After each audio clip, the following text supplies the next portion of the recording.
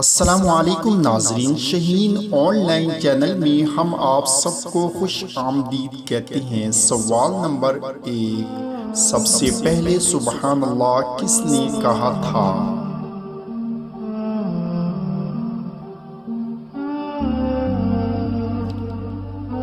तो जवाब है नाजरीन, हजरत जिब्राईल अलैहिस्सलाम ने। सवाल नंबर 2, किन सूरतों को कुरान मजीद का दरवाज़ा कहा जाता है? तो वीडियो अच्छी लगे तो लाइक करें और चैनल को सब्सक्राइब करें। तो जवाब है दोस्तों, हम वाली सूरतों को। सवाल नंबर 3, आप सल्लल्लाहु अलैहि वसल्लम पर हजरत जिब्राईल अलैहिस्सलाम कितनी बार वही लेकर नाजिल हुए? तो अपना जवाब कमेंट में दें। तो जवाब है दोस्तों 2400 मरतबा।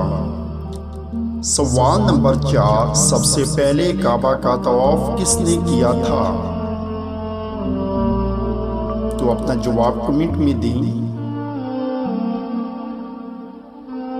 तो जवाब है दोस्तों फरिश्तों ने। सवाल नंबर 5, इस्लाम में सबसे पहला जुमा कब हुआ था?